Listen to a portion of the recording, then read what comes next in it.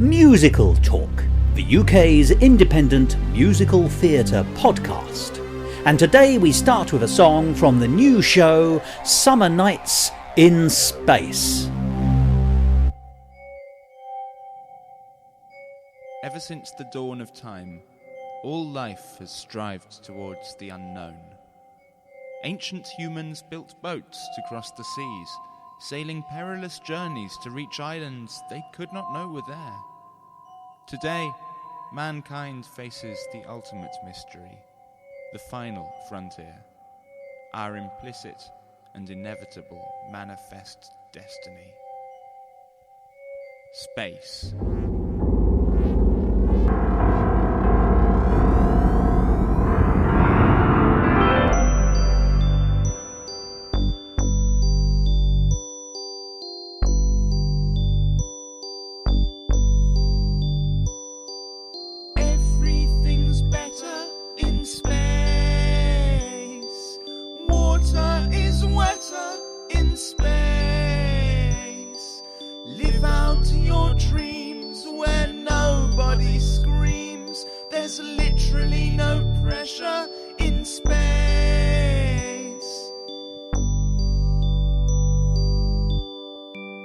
Hello and welcome to Musical Talk. I'm Thos Ribbits, the man who puts the zero into astronaut. And it's about space that the rest of the programme is going to be talking about, because the show under discussion today is Summer Nights in Space by an old friend of this programme, Henry Carpenter.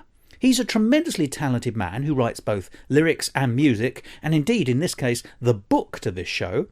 And you may remember him as the creative force behind the Quentin Dentin Show, one of those Edinburgh shows I so loved a few years ago, and which I'm pleased to say has had at least one or two revivals since, and there'll be another later in the summer.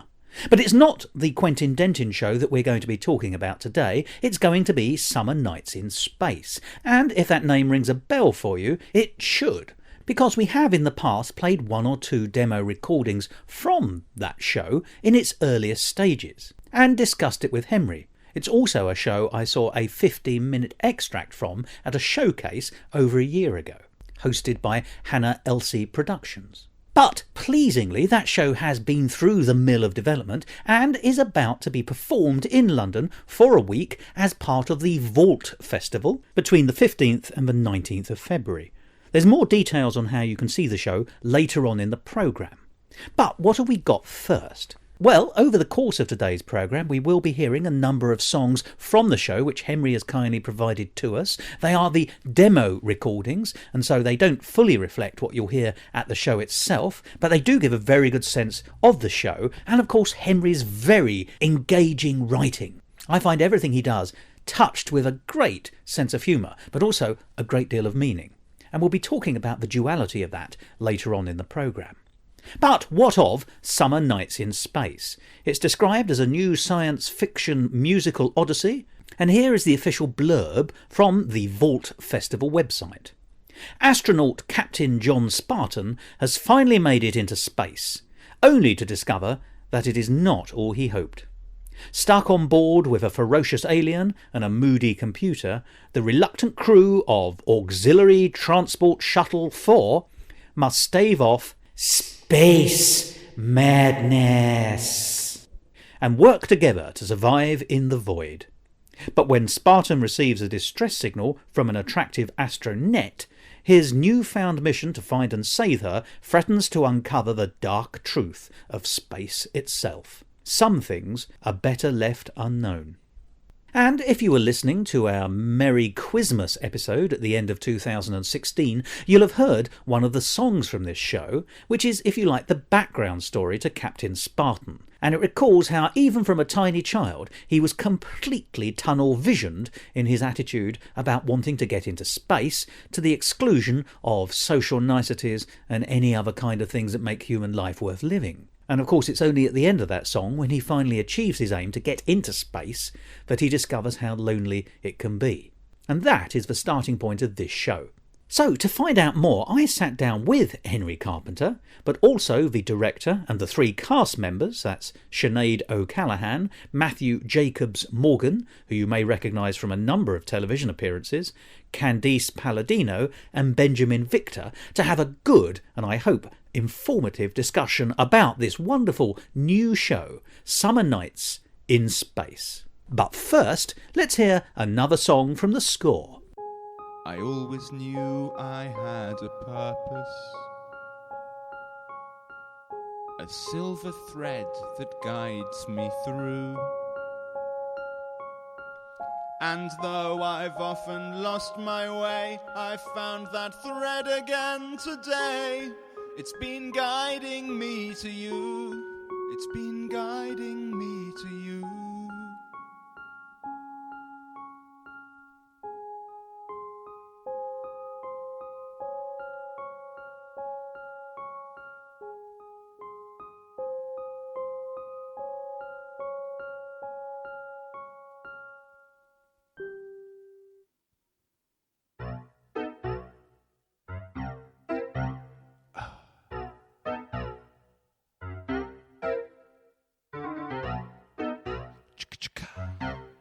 Lady in space, tears on your face. Wahoo, wahoo, wahoo, you're a lady in space. Somewhere out there, combing your hair, holding no hands, no romance, no spaceman, come to answer your prayer. Never fear, help is here, prepare for some care.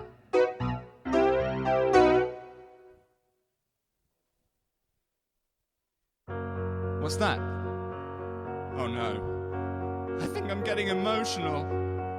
Yep, here it comes. Oh, lady in space, your voice is a heavenly sound. Lady in space, you're spinning my comet around. Lady in space, I'm John, by the way, and I have been waiting so long for this day. I found you at last, let's make it okay. On my way, I bet you look great in a pressurized suit, with rouge on your visor and heels on your boots. So wear your hair wavy or wear your hair curled, I know either way you'll look out of this world.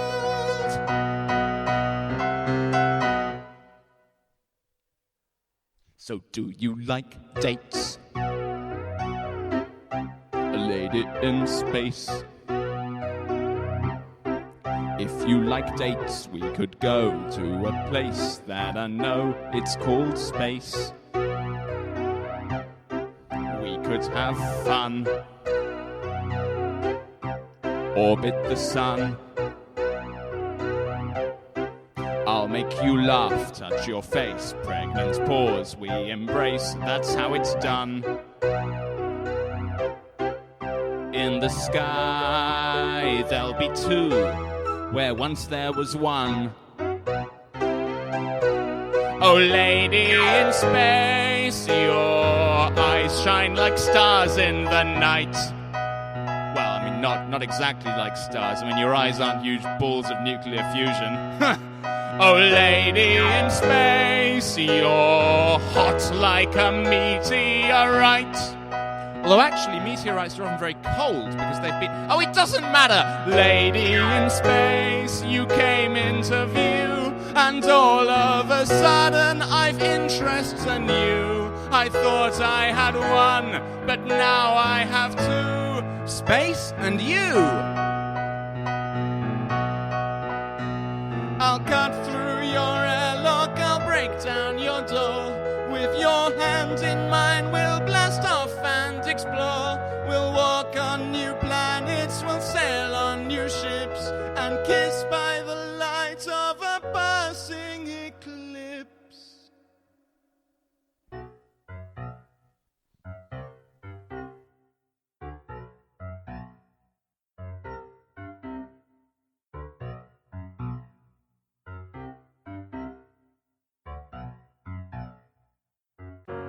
Hey, what's happening? The lights are coming on. It's the transformative power of love. Oh, lady in space, my prayer to the angels above. Lady in space, I swear myself now to your love. Lady in space, I wish you could see. You're the most beautiful fish in the sea. We're all that we need. You're lovely to me. Lady in space.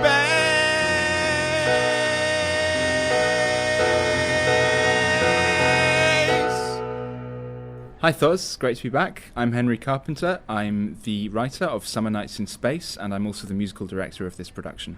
Hi, I'm Sinead O'Callaghan. I'm the director of Summer Nights in Space. I'm Matthew Jacobs Morgan, and I'm playing John Spartan. I'm Candice Palladino. Hello. And I'm playing the alien. And I'm Benjamin Victor, and I'm playing the onboard computer and Lethal Space Bizzle. Those are two different roles. Those are two different roles. That's right. Now, I have had the pleasure of talking about Summer Nights in Space on and off now for a year or so, and I've heard one or two of the songs, and I've seen what might be called an early scratch version, a draft version of it. What I've seen of it really whets my appetite. But you are right in the thick of it, from the creative nature of creating it and writing it to directing it, which is, I always think it's a privilege in some senses of guiding an audience through a text. And then, of course, we have the people who are on the ground, who are earning their money every night by performing it and also bringing creativity that way, because between the five of you, you've all bought something and are continuing to bring creativity to it. So, boring, dull question to begin with, but I think it may illuminate something about the working relationships. How are you finding working with each other on what is essentially a new piece in its completed form? There's no right or wrong answers, and you may confer or phone a friend. Yes, everyone looks to a director first. Yeah. I know, I felt the pressure there. I think it's really exciting. I think I'm working, like me personally, I'm working with each of the actors in a very different way, because there are different things they need to discover about what these people do when they're three-dimensional. That is very open on the page, which is great. It's really good writing when there aren't a set of rules about how a character functions. And so I think I work with each of the actors on different things each day, and we're trying to find sort of the lexicon of rules for that person that they're playing, and what sort of typical behaviours they might have. So I think that's probably the thing that excites me about new writing. Can I ask you, that's a very interesting thing you've said there. I'm going to ask you straight off. You talk about the lexicon of rules, and rules suggest parameters, limits, barriers. Do you see a character as, once again, no right or wrong answer here, but do you see a way of delineating a character about what they wouldn't do and everything else is open, or do you actually start from the heart and say, here are the things you might organically take from this and go further, but no further? How do these barriers work? Are they keeping things out, or are they keeping things in? I think maybe a political statement from a director, but I don't really think characters exist. I think they're just words on the page. Or if you could show me your work and you had the essay in on Monday morning, I'd be very grateful. Sure.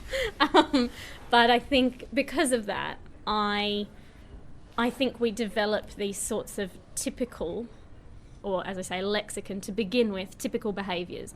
And so then we have sort of 8 or 6 things we know to be true of this role. And from there, we're allowed to play. I think to say freely to an actor, please do anything you like, is a really frightening thing. And so I think I'm doing as much as I can to help them when I set a parameter. And then we massage the edges of that parameter in rehearsal. But I think the first place to start is what is typical, so that we can experiment with what might not be typical. So you're extrapolating from some truths, but you're having to put boundaries around what those truths are in the first instances. Am I quoting you correctly there, or is that? Yeah, I think so. I think that's exactly right, and I think it's sort of the easiest place to start is with a set of barriers to work within, and then we push those as we sort of find out more, I think. Therefore, this has to be a question for the performers on the stage. Are you consciously aware of that practice taking place, or does it feel more organic to you both when you're reading the script for the very first time and drawing your own conclusions, and also on those first few occasions in rehearsal? Reading it for the first time, reading a script for the first time, and then getting up on your feet in a first rehearsal, to me, are two very different things, because there's a personal history of the ways that you might like to work or have worked in the past, and all the personal information that you might draw on to think about how you might access information in a script and the details that come out of that. And then there's, on top of that, there's the way that you are going to be working or collaborating with the director that you're in a space with and the other actors that you're in a space with. So that brings a completely new dimension to the way that you might approach a text or react to things that are being said to you. It's a changing dynamic. So yeah, the dynamic, I think, does change quite a lot from anything that you might find on your own. Have you ever been completely wrong-footed? Have you ever found yourself in a situation by reading a script and thinking, I clearly know who this character is, and then when you get in rehearsals, everyone else thinks that character's somewhat different? Yeah, all the time. Oh, but right, I think very honest, that's well kind done. of part of that Yeah. should happen, I think, and that's quite important for you to be able to launch into something wholeheartedly and quite confidently about what you already know. And it's not so much wrong-footed as you're layering additional information on top of that over time. So I suppose it's just a reflection of real life, isn't it? That we aren't just the sum of our actions, we are the sum of our interactions. exactly, Yeah. there's more detail to it. Yeah. I'm opening the floor. Well, I normally, when I get a script, I do go through it and make all the choices that I can, so that I come to rehearsal and I am showing people, like, here's what I'm going to do, let's play. But when I read Summer Nights in Space, I mean, my brain was just kind of going everywhere, because to play a character that humans don't know anything about is, for me personally, very difficult, because you really could go anywhere. And, you know, but if Well, you I'm are in playing... space. Exactly. You don't mean that's- geographically, I understand. But yes. Yeah, because, like, if I'm playing Mary Jo from Boston, Mary Jo has a husband. I know, you know, like, I might know what that feels like to be in a relationship. I know what it feels like to drive a car. But what is this thing? So I feel like I came in to rehearsal very naked and very just like... Tough on the tube. Everyone loved it. It was fantastic. Boobs were flying everywhere. You paint quite a picture, if I'm Oh honest. god. Oh, sorry. Oh, that was a surprise. I shouldn't have said that because then in the show. But yeah, no, like Sinead and Matthew and Ben and Henry have just been really supportive in the play, and I think we've all been really open to, okay, maybe we don't know what's going to happen, but like each rehearsal, we've been adding, and Sinead's has been doing a lot of physical work with us, which has helped me tremendously. And I feel like the person that the alien is today at this moment is years away from what she was even at the audition. And I still feel like she's going to be very different at the performance, because it is a constant, like, finding new things. And it's, as Candace, it's very exciting. But as the actor who needs to perform in like 4 days, I'm kind of like, what's going to happen? Because I don't know yet. But I'm putting my trust in everyone, because I think it's a really great group, and just kind of letting my wings spread and fly. 7 days, you know. It's not I know, but I'm not counting the Saturday and Sunday because I'm not with you guys rehearsing. Do you know what I mean? Be with us if you want. We'll Okay. come out for dinner. Yeah, we can go hang out. Yeah. That would be awesome. Okay, let's do that. No, I found it's been really great, because Sinead told us before rehearsal, she said that she didn't want us to be completely off book, she just wanted us to be familiar with it. And for me, coming from a more TV and sort of screen acting background, where you have to turn up on the day and know absolutely everything and be like ready for that to be sort of it forever, like that's the performance that you're going to be not stuck with, but that's going to be lasting. It's been really, really nice to come in and just be able to be completely free, and to be able to just play around with it, and just try out silly things. Being encouraged to be silly at times, and be, you know, trusting that if it is too much, then I'll be told to reel it in. I kind of need someone to do that in my actual life as well. It'd be great if someone was there at all times. Tell me that I'm being a bit too silly, but Hi, Sinead. yeah, I did. Just Yeah. follow you around. Yeah, definitely. I want to pick on Silly in just a minute, but first let's go to Henry, because I thought that was a very interesting conversation about how to interpret. But of course, you're the person who came up with it in the first place. And you've got the most difficult job of all in one sense, in the sense that you have to wear two different hats. You are the writer, and a writer has to stop and allow actors and directors to then take their work on. But you're the musical director, so you're still involved in the actual day-to-day creativity of the piece in one particular area, but that absolutely underpins and infuses the score and piece and script all the way through. So you have these two hats, and you're watching things grow in front of you.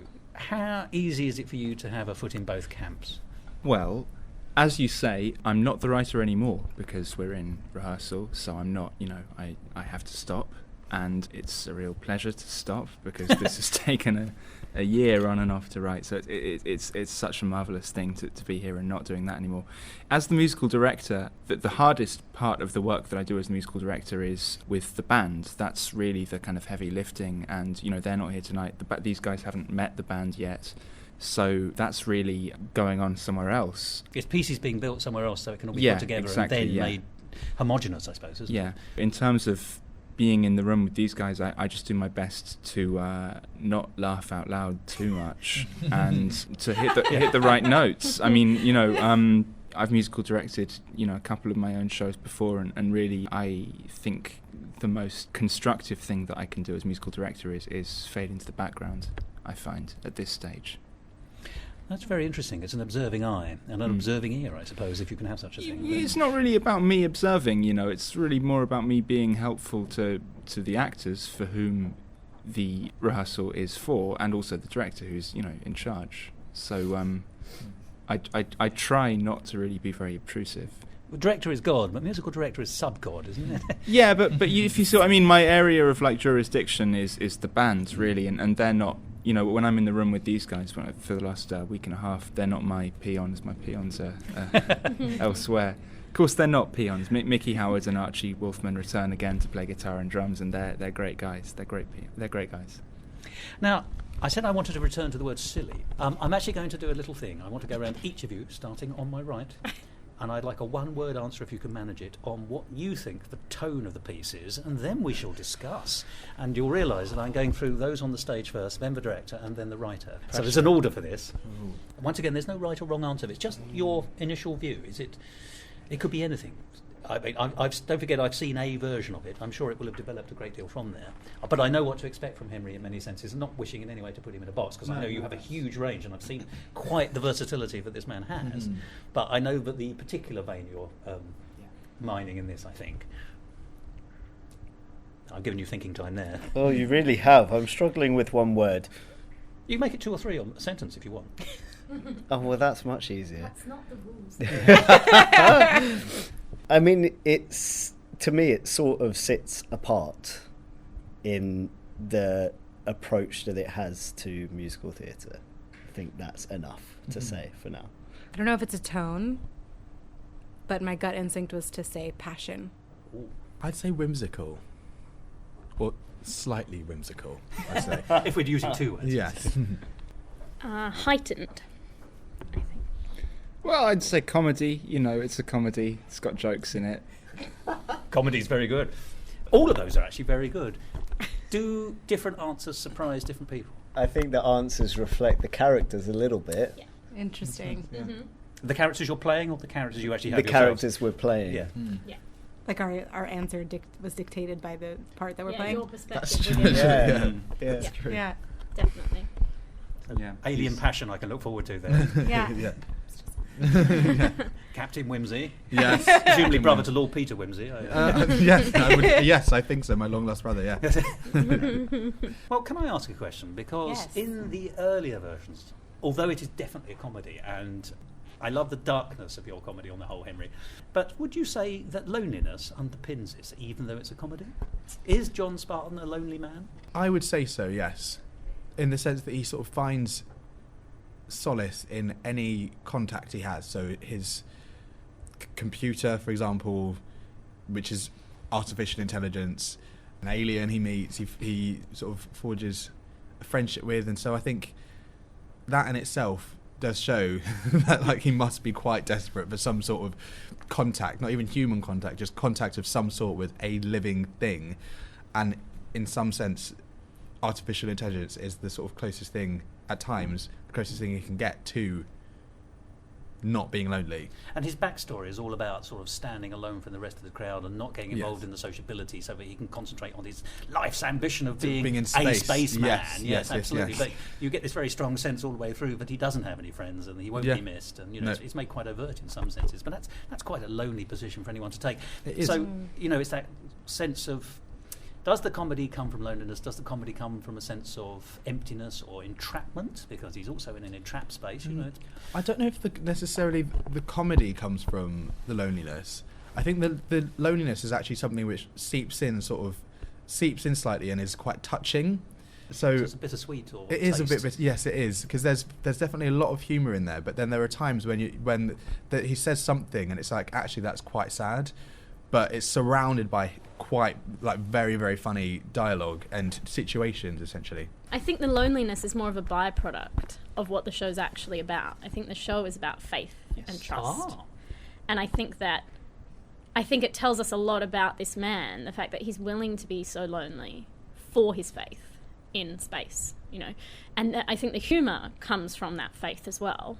And what offsets the humour is that bold reality check of how lonely that can make you. But I think it's his commitment to what he truly believes to be the right way that builds, I guess, everything else. Everything else is kind of a response to that. So he's a man with a vision Yeah. and a driven vision. Yeah, like a true commitment to his faith. In an almost somewhat ridiculous manner, he is truly focused.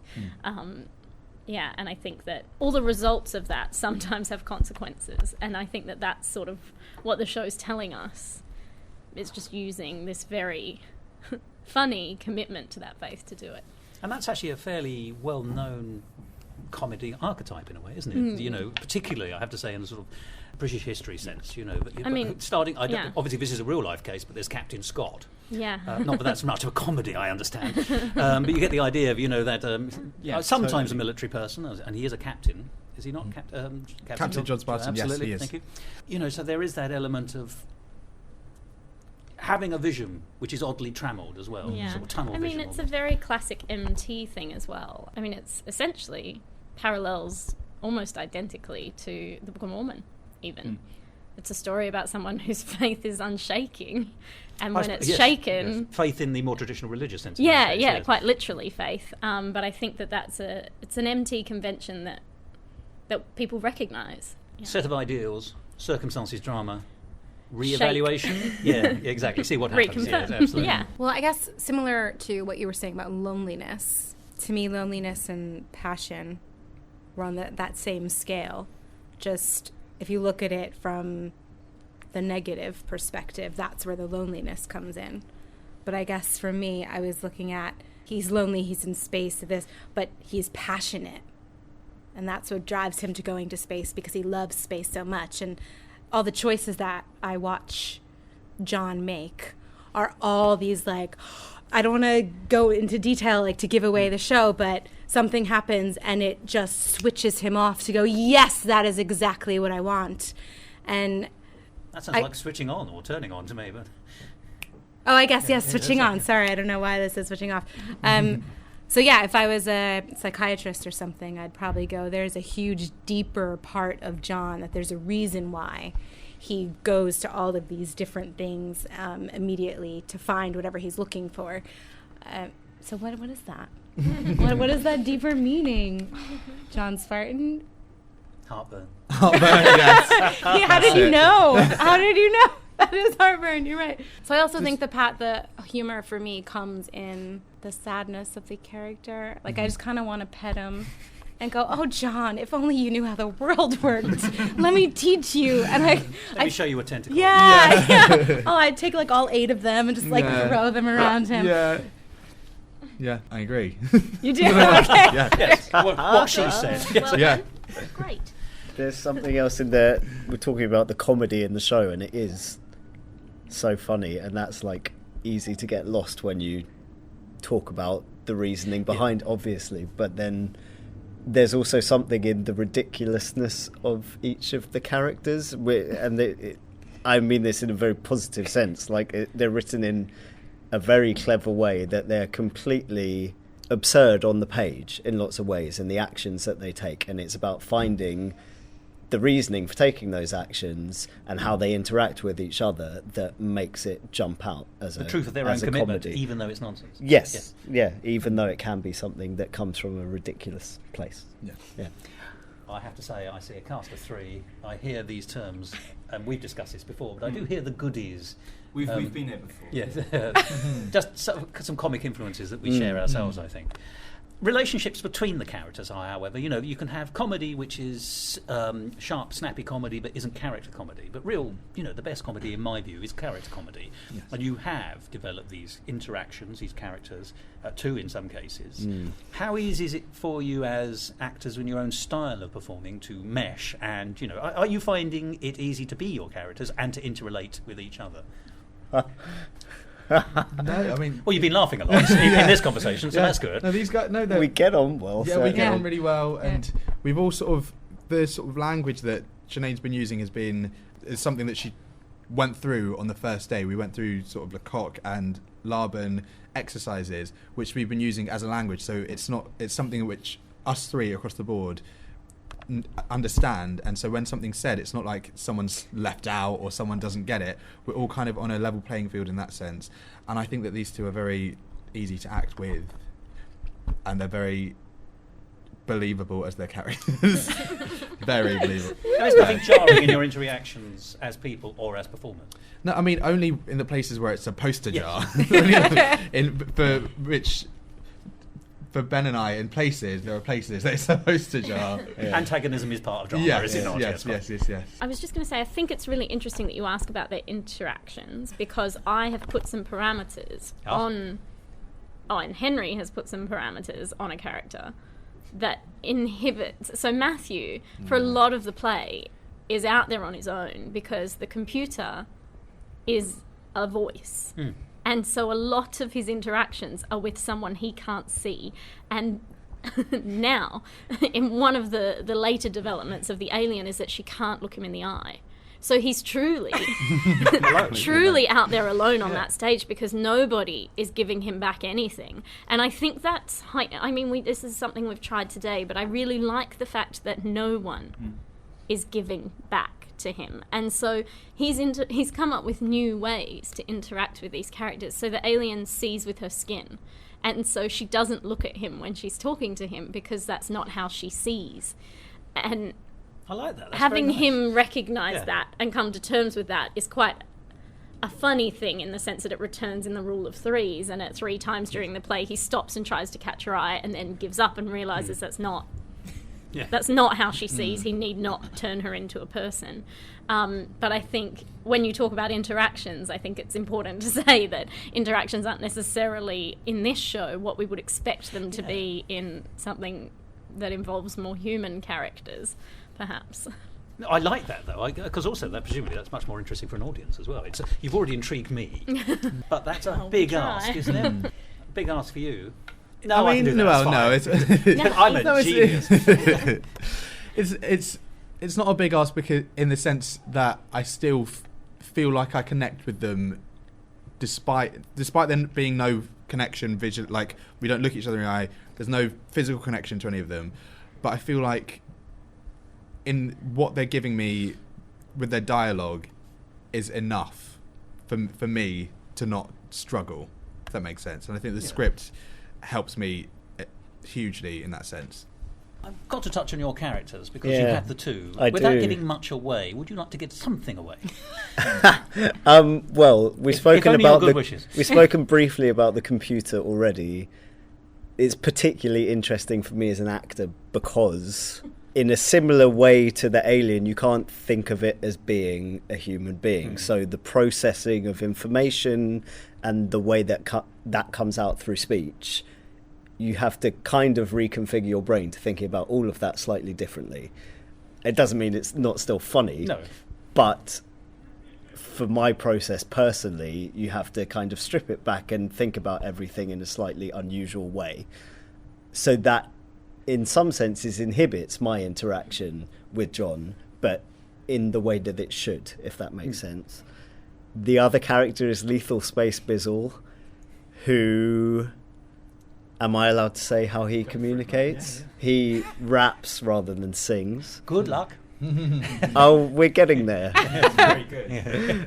So that's interesting in and of itself. You know, how do you express yourself if that's how he thinks musically? If other people express themselves through song and he expresses himself through rap, how does that work? And then what's he like when he just talks to people? And but how interesting that you've got two different characters, which seem to me almost diametrically opposed in their thought patterns. Because, and you must tell me where I'm wrong, but a rapper seems to me has to have a freewheeling flexibility in the way they think. You know, there's a flexibility in the use of lyrics in rap. Whereas a computer, or at least the way you seem to be describing it to me, if I got it right, is that, you know, a computer has a trammelled logical set of responding. Yeah, absolutely. And that's also how we would understand a computer when we see them on comedies in particular. I'd agree. I'd say they are almost direct opposites, but that's, for me personally, that's much more useful if you're going to play those two characters. It's easier to know which kind of, I don't really want to say box, but I can't think of a better word, which box to put them in, so that you know how to prepare and jump from one to another and they stay distinct. But you have to be fairly nimble being back and forth, though, do you not? Mentally?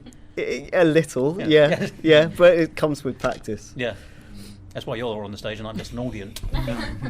Further to what Ben's saying, I think it's really interesting. Today we did our first full run, and as a particularly somatic, practice-based director, I found it really difficult to give Ben notes when he was as the computer, because of course it was anti-direction. It's mean less, have less narrative, and that seems like a ridiculous thing to say, but like that actually I'm giving... Could you disinvest this? Yeah, I'm like literally giving anti-direction to this actor, and that's not something I've ever really had to do before, so I really struggled, and my notes system was thrown into chaos today. And from the top, but this time without feeling. Yeah, it just kind of stopped working, a system that's worked for 10 years. Suddenly I went, I don't really have a system for how to give notes on this. You know, how do I say don't do...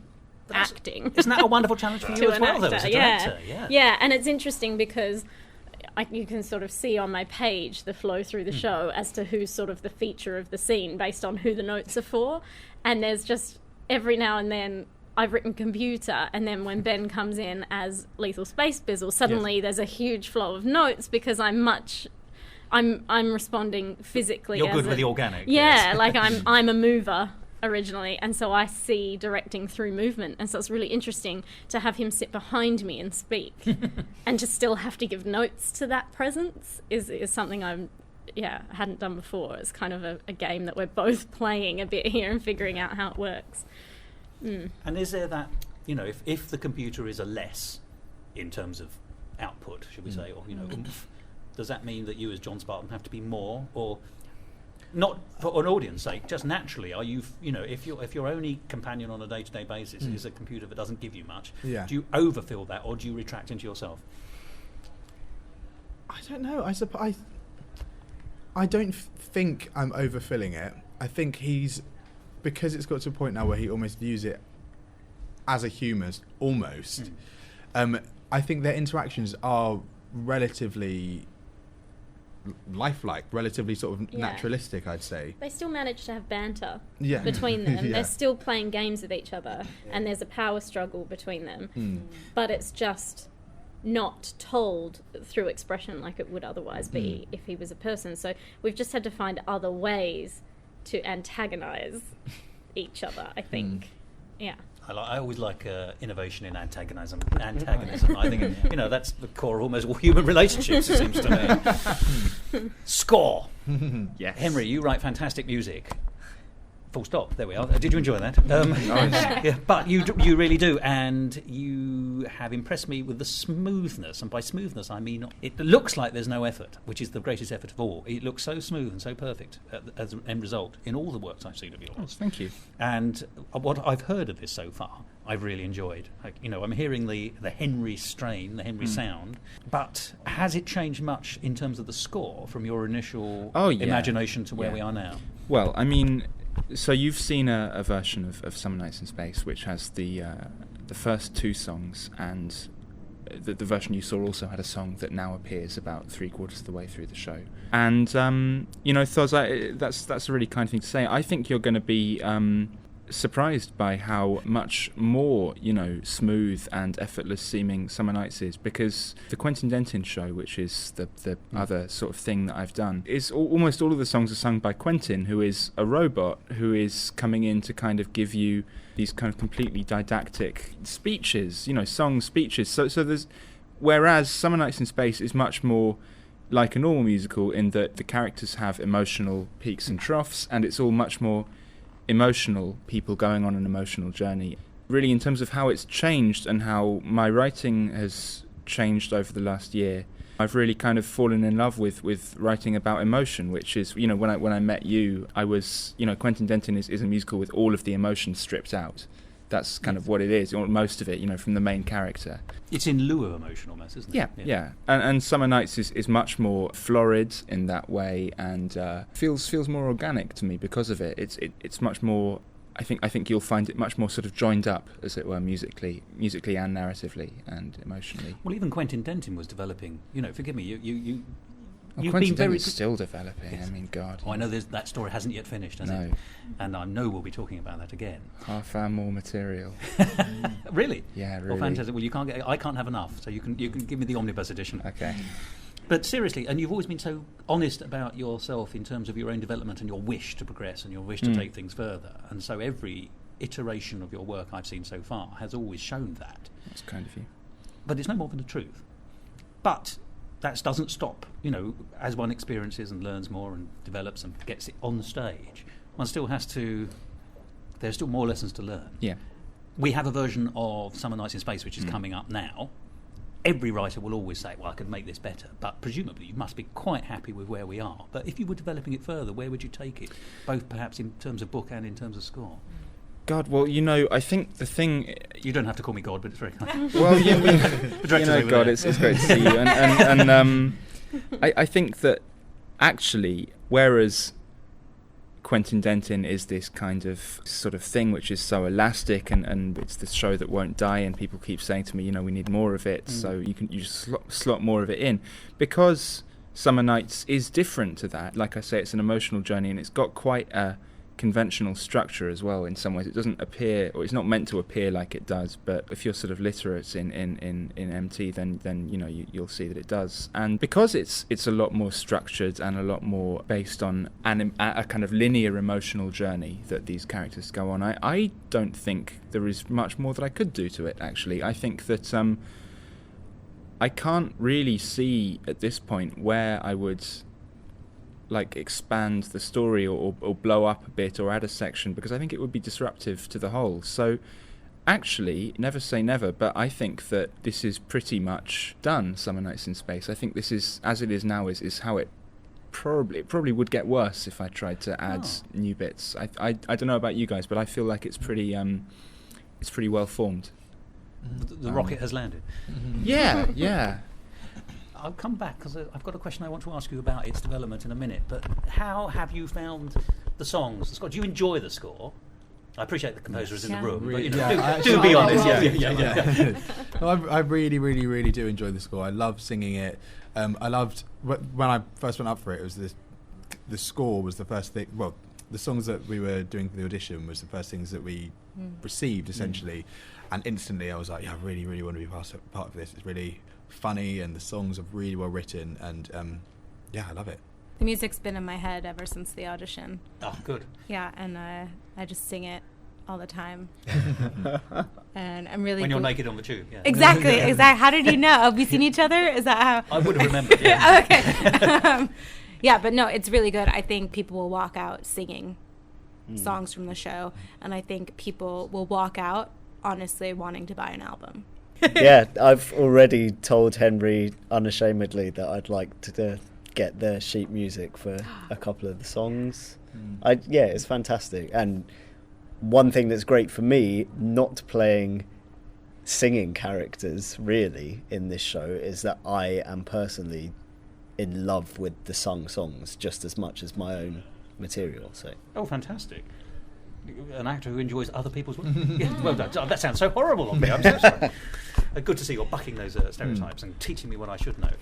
But once again, I haven't seen the piece in its final version, so I may be getting this wrong. But in previous of Henry's work, certainly Quentin, the songs are funny, but there's always an underlying darkness or an underlying emotion or something underneath it. So I find that a very interesting duality to his songs. Are you seeing that in the material that you've got for this?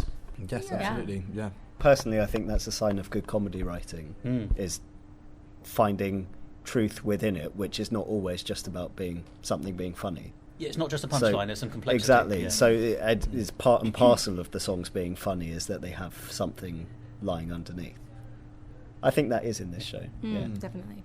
It's a lot less than Quentin, though, intentionally. You know, like I say, the Quentin Denton show is this really, like, it's really weird, and it's, you know, it's a conscious attempt to play with a lot of things that we know in a musical, but with a character that we don't see in a musical. And, you know, because of the way that the Quentin show is, all of the songs have, like, layers of meaning in them, and some of them are really pretty sinister. Like, it's a good trope buster, isn't it? A good, I don't know, yeah, maybe. You know, for this is much more conventional, and I don't know, certainly I haven't tried to fill these songs with sort of dark or subversive messages in a way that maybe I did in Quentin Denton. This is much more like a joined up kind of story about people, emotions. I don't want you to think I've been underselling it, by the way I've been describing it, though, because even the song, you know, Summer Nights in Space, the one that you very kindly sent me a dummy of, and we played on Musical Talk before, the one which is the backstory song, essentially. That, I think, is another example of that, the scoring of loneliness in that character through his story, which is full of his enthusiasm to do it, and then the realisation of a denouement, if you like, at the end, where he realises where his actual social standing is, just in that song alone. But I hope I haven't undersold you. I hope you mustn't undersell yourself. I think conventional is a very damning word. I think I know what you're trying to say. I don't think it is. Oh, do you not think so? No, I don't think so at all. I think it's the easiest thing in the world to be unconventional, because you don't know what the flip you're doing. Thank you for self-editing. That's very good. You know, if you're coming into something like, if I'm being honest, like I didn't want to write musical theatre. I mean, I'm not exactly Andrew Lloyd Webber now. I wanted to be like I wanted to write for bands. So when I started doing the Quentin Denton show, I didn't know anything about musical theatre, and that's a big part of the reason why it is like it is. Being conventional because you can't think of anything else to do, or because it just seems like the safe bet, or, you know, because you think that's going to make you money, you know, is not a good place to be. But I think that musical theatre, it can be an incredibly sort of there's just so much craft to learn, and it is important. And sometimes it's nice to see a thing that's like really, you know, playing with your expectations or whatever. But there's levels of that, and you don't need to be sort of up in everyone's faces the whole time. And Summer Nights in Space is, for me, an attempt to, you know, be a little bit, be slightly kind of subversive or unusual, but play it much more within a framework of what people understand already. So within, as you craft was the good word there, Yeah. because the difference, I think, is a nice difference between working within a convention and being conventional. I know at the technical level there is. Sure. That is what I'm saying. That's what I'm trying to say. Exactly. Yeah. So this isn't dull. This is an intelligent, integrated, and show with integrity. A written score and book, but that's you're doing the intention. It with, you're taking the best of the musical theatre tropes. And I think it's if you're kind of completely unmoored from everything any audience member might expect, then they're just going to be, there's a real danger that they'll just be turned off. Very Brechtian. Yeah, and you know, part of the journey with Quentin Denton has been bringing things that make people feel comfortable in. The show started off as you know, something like from another planet, and now it's a lot more comfortable and categorizable for people, and that's what it has to be. You know, that's a good thing, because it doesn't lose any of the edge when the, you know, knife has to be actually unsheathed, but it's like you're not actually cutting yourself on it when you sit down. Do you kind of know what I mean? Yes, I do. Yes. Good. You've lured me in. Right.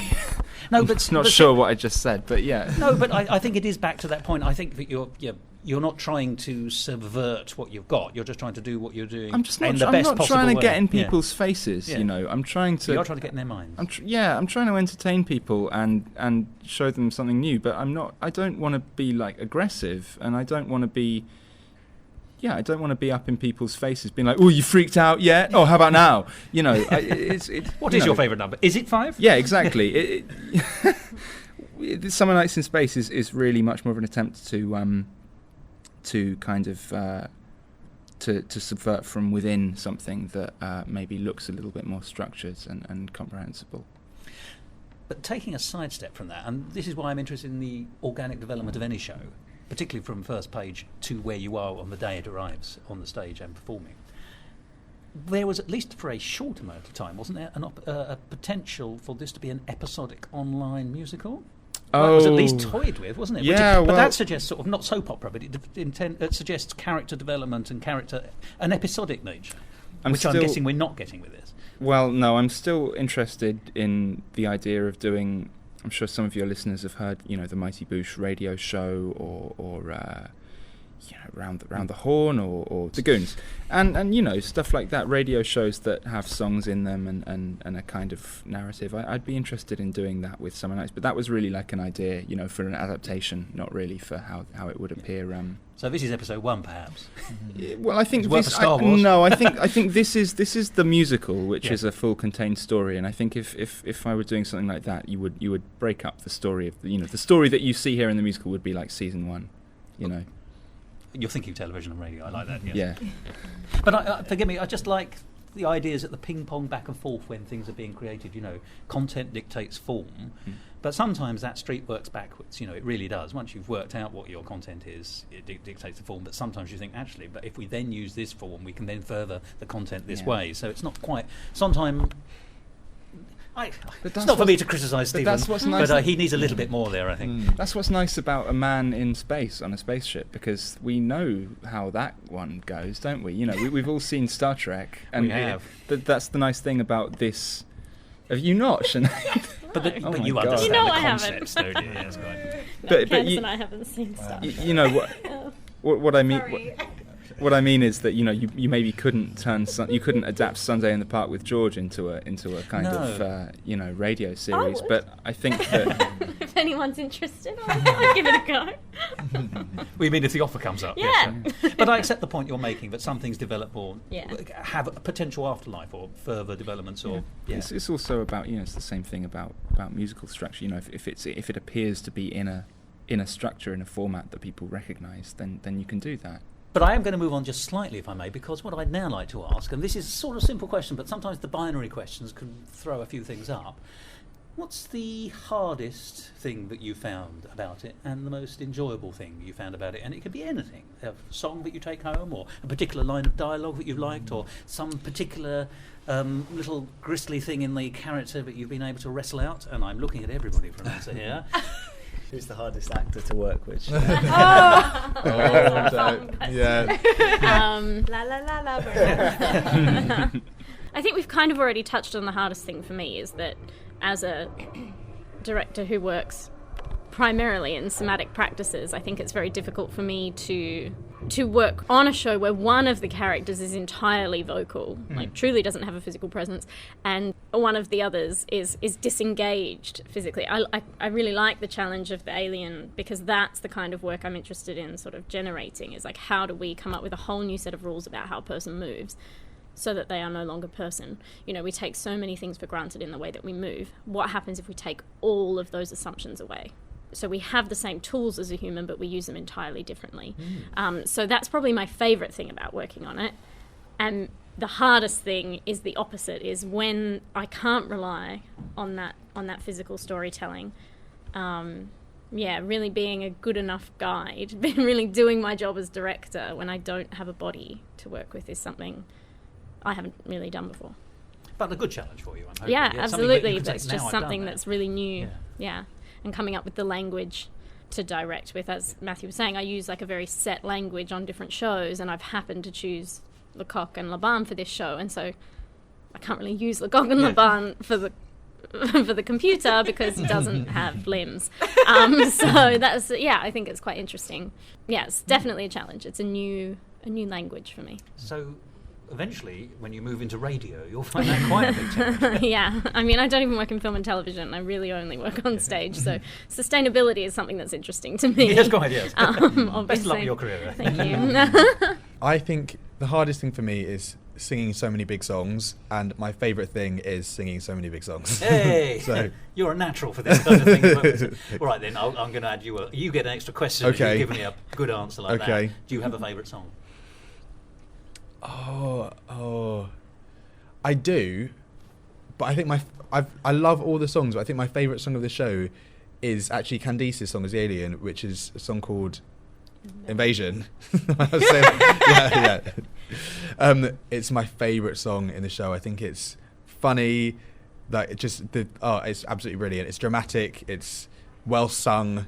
Well, you can't sing that one as well, Matthew. Oh, for goodness sake. That one's not That's for me you. hinting that I want you to rewrite. No, I love that song though. Aw.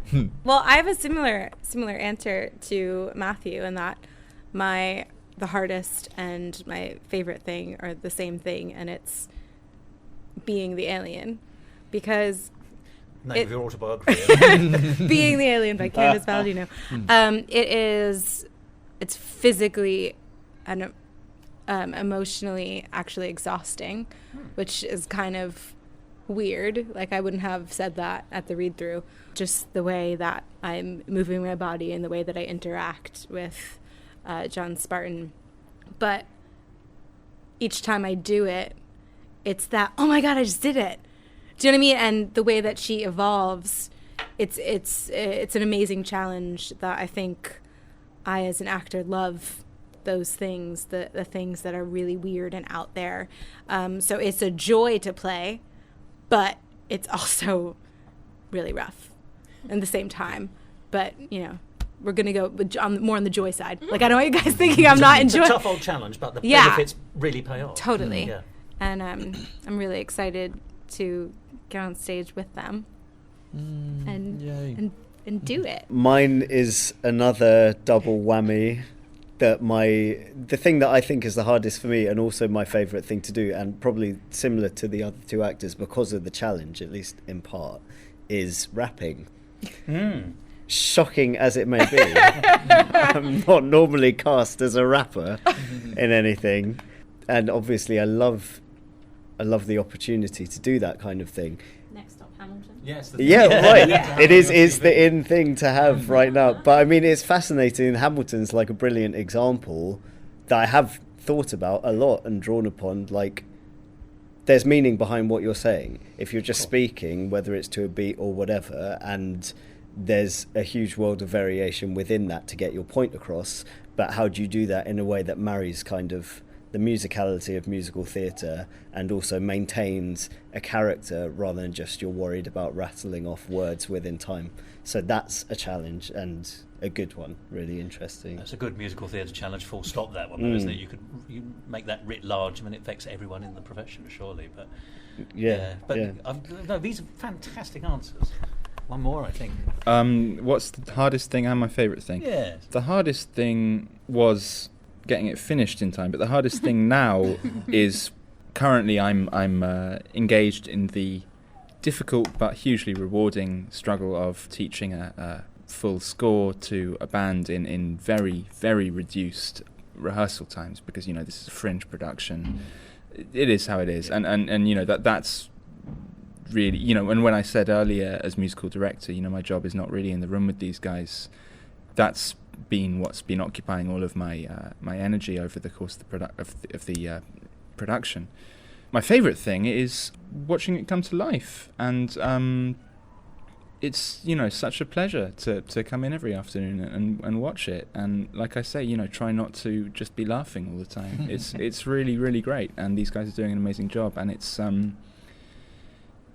the greatest pleasure, really, for a writer to see other people having fun interpreting the stuff. Well, when a plant blossoms and then fruits, we can all share in that, so that sounds fantastic. Exactly. I'm like a sort of plant, really. Now everyone's eating my fruit. Feels good. Next witness, Your Honour. So, my final question for you all, and you may have the same answer or you may have a different answer, but that is, what will you take away from the show when it's all over? I definitely Don't say the scenery. I definitely think a stamina for... I think vocally I've never done a show which is this big, and so I definitely think I'm going to take away stamina from this, and I think that's a really, really valuable thing that I've learned. I will take away two things. I think one is I started out kind of shaky on my vocals, and I needed to take... So I have these things I call fuck it pills. And they're metaphorical. Like, I'm not a druggie, but like just like you pop in your mouth and go fuck it. Like, it is what it is. Let's just do it. And I was way too in my head. And then so the second thing I'd take away is from Sinead's work with Laban. Did I pronounce that right? Laban and Lecoq. I actually want to go take workshops because they were kind of mind blowing, and I loved them. But combining the fuck it pill with the vocals and the Laban and Lecoq work, I was just That sounds really... I might re-edit this. Taking pills and cups. That's exactly how it sounds. Yeah. Okay, well that's what I'm going to take away from it: the trust in myself to just say fuck it and not overthink things, not get in my head, and then the physical work of Laban and Lecoq, which was if any actor is out there listening to it, I think for me it was a really valuable thing to learn, because I came from a place where I rely on my emotions so much, and that's where I come number one. But with the physical work, it lets your emotions come off of that, as opposed to forcing something. So exploring something of yourself as well, really. Yes. Yeah, I'm definitely a changed woman. Definitely. Blimey. Mine's kind of an extension of Candice's, in that what I really will take away from the show is the way that I've been able to work with Sinead as director. And it's always fascinating to work on something where you're doing multiple roles. So there's that, but it's also, as Candice said, we've been looking at different schools of acting and how to access a different language of emotion through movement, and all these different variations of how you access the information that you're putting in front of an audience. And I'm also someone that comes from a background of really just looking at the emotional side of acting and how you access from yourself and what you already know. So it's just knowing that there's different ways of working. And especially when you're balancing two characters, different ways of getting inside the skin of each of them is interesting. What will I take away from the show? I guess every time that...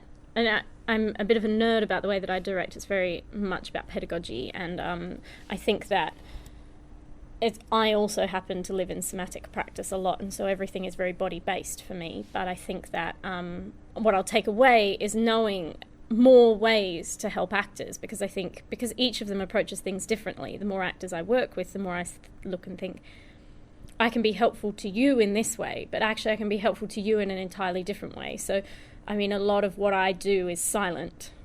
Sometimes the best thing I can do is to say nothing and do nothing and let them come to that conclusion on their own. But giving them a framework, or the steps required to get there, is something that I, obviously, because all actors are people, is different for every single actor that I work with. New concept, actors are people, I know. I've read it, but I just never believed it. Yeah. Was it from So Uses You Ever Eat With One? I don't know the quotation. Yeah. Yeah, I think that as much as I feel responsible for sort of building an actor's toolbox, my toolbox grows through having done that. So I think there's, 3 more humans and 3 more ways that I know I can be useful to an actor in a room. And I think really that's a director's job, that if I'm doing that well, the narrative is a byproduct. And in the same way that I think it's really interesting that I think 2 of you, or maybe 3 of you, spoke about emotion being a result of this somatic practice. I truly, truly believe that emotion is not something we should we should go for. I think it should be a result. And so I think it's kind of nice, I guess, for me to sit back and say, I know I've taught actors a way to do something, and it's sustainable. They can do it without me now. And I think that is probably the thing I like the most about my job, is that, like, eventually I sort of do myself out of a job. Eventually I'm not necessary because I'm trying to empower and sort of teach them sustainability of themselves. You started with 3. That's... I started with really 3. Want to take... How many actors are there, do you think? Yeah, well, I mean, it's a slow process. Yeah, I mean, it's interesting though, because I'm working on 2 other shows at the same time, and so I work with each of those actors in very different ways. So it's sort of like switching my brain into so many different sort of approaches to the different people and what they need. And Henry, what do I hope to take away from this? Really, the answer is I hope that this is just the beginning. I hope that Summer Nights in Space becomes what Quentin Denton has become, which is a show that will not die and continues to develop and need... And delight. Develop and delight, and that I will, require redevelopment and go onwards and upwards. Quentin Denton started at 2 nights at the Rag Factory with a sort of... budget of £75 or something, and now 3 years later Hannah Elsey is putting it on for 6 weeks at the Tristan Bates Theatre in the West End in June, July. I encourage all of your listeners to come see it, and I require it. I require it of them as well. Yes, and what I really hope will come out of Summer Nights in Space is that it turns into a similar sort of journey. That's fantastic. Well, from what I know of, what I've seen of it already, and what I know of your work, and what I've heard here today, I'm practically salivating to see it. Luckily, I have got tickets, so I'm going to come and see it. But I look forward to it and any future iterations, because I know that it will be considered and thought through, as well as being artistically satisfying, both from your input, Henry, and from everyone's that I see on the night. Well, on behalf of all of us, I think we look forward to you seeing it and to you, the listener, seeing it. So thank you very much, everybody. It's been so kind of you to talk to me. Thank you. Pleasure. Thank you.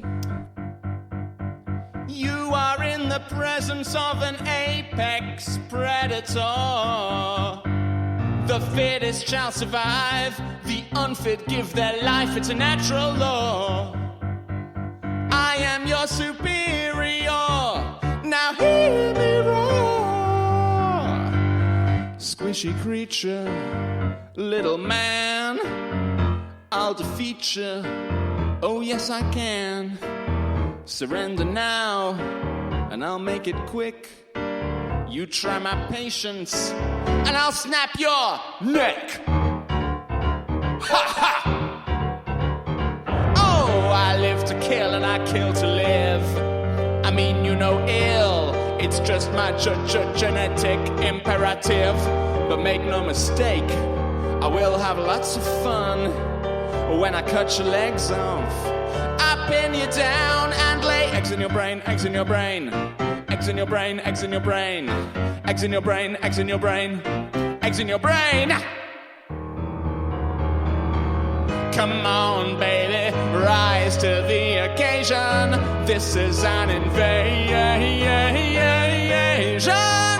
I'm hungry and of conversation. Time for my invasion.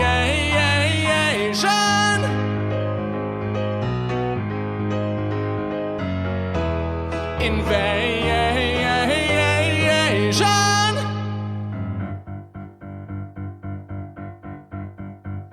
My species hibernates, it sleeps and it waits in the void.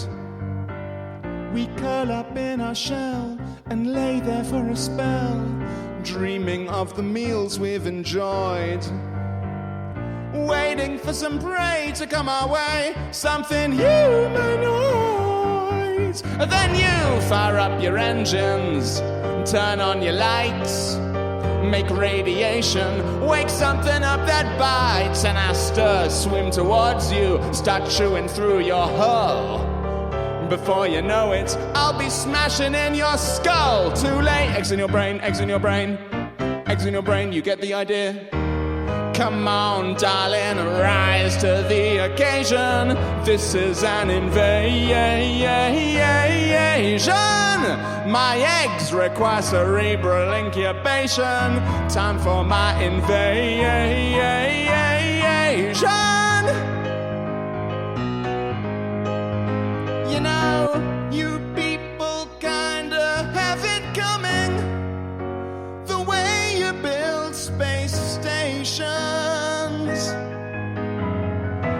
It's almost like you want me running through your ventilation. Why is there always so much ventilation?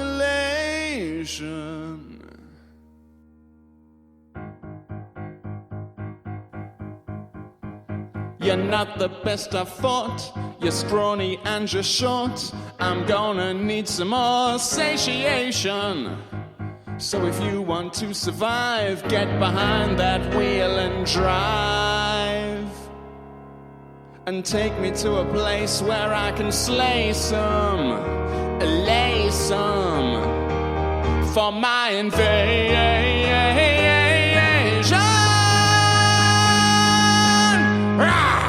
Well, there we are. That song was called Invasion, and we discussed that in the course of that interview, as you will recall. And my thanks go to Matthew Jacobs Morgan, Candice Palladino, Benjamin Victor, Sinead O'Callaghan, and of course Henry Carpenter for talking to me about this show, which I think promises to be a fantastic entertainment. I'm certainly going to go and see it. And I hope you will too. It's on between the 15th and the 19th of February, with 6 p.m. performances and a 3:30 matinee on Saturday the 18th at the Brick Hall, which is part of The Vaults, Leek Street, Lambeth, London SE1 7AD. Tickets are merely £15 and the show lasts 70 minutes. And you can find all the details on the website of the Vault Festival. The nearest underground stations, if you're coming to London, are Waterloo, Lambeth North or Westminster. You can walk from all three of those. And the Vault Festival website is as follows: vaultfestival.com. Very easy to remember.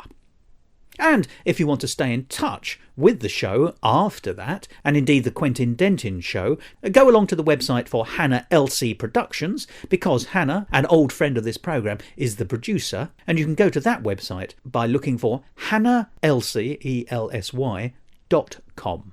And my thanks go to Hannah for arranging the interviews that you heard today. Well, we all know that space is a vacuum, and nature abhors a vacuum, and so it's not for me to upset nature. I've done that enough in the past. So I'm going to sign off now. I do hope you'll have a chance to see Summer Nights in Space at the Vault Festival, and I hope to hear more from the ever-talented Henry Carpenter in the future. So we'll finish today with one more demo recording from that wonderful show, Summer Nights in Space. Goodbye. Nothing is boring in space. Find your true calling in space. It's heaven's frontier. God may well appear. So don't you go falling from grace. Summer nights in space.